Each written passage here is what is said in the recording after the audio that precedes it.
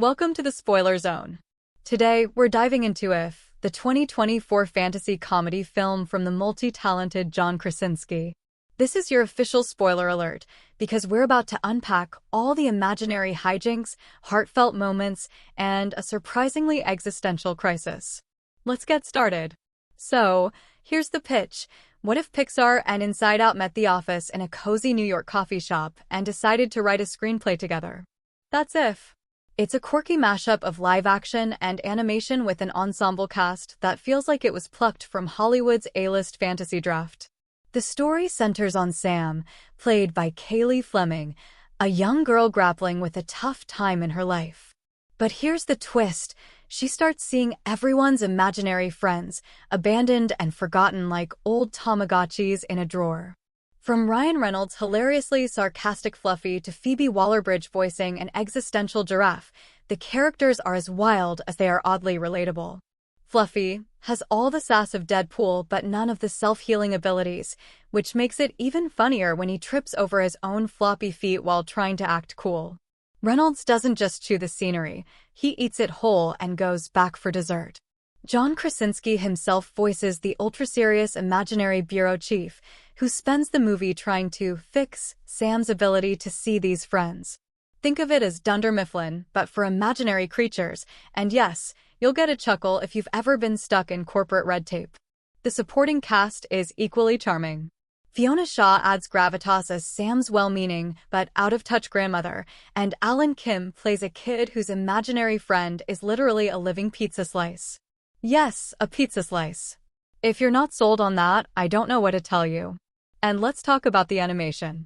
The combination of live action and animated characters feels seamless, like Who Framed Roger Rabbit on a 2024 CGI budget. The world of imaginary friends is visually stunning, bright, colorful, and just chaotic enough to feel like you're living inside a child's daydream after too much sugar. One standout sequence is when Sam visits the Forgotten Friend Zone. It's like a mix of an emotional therapy session and a yard sale, where long-abandoned friends try to make themselves useful. You'll laugh, you'll cry, and you might feel a little guilty about that imaginary dragon you ditched when you turned 10. Now, let's get real, If isn't perfect.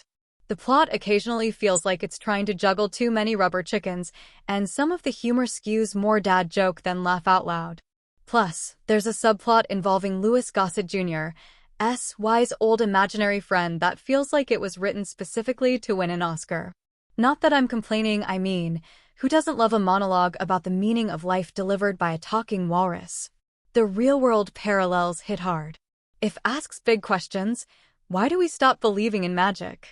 When did life get so serious? And most importantly, why can't adults have imaginary friends too? Imagine how much more tolerable Zoom meetings would be if your imaginary buddy could pop in to roast your boss in real time.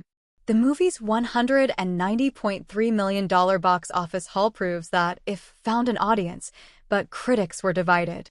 Some praised it for its heart and humor, while others felt the mix of animation and live action was like ordering pineapple on pizza, unexpected and not for everyone.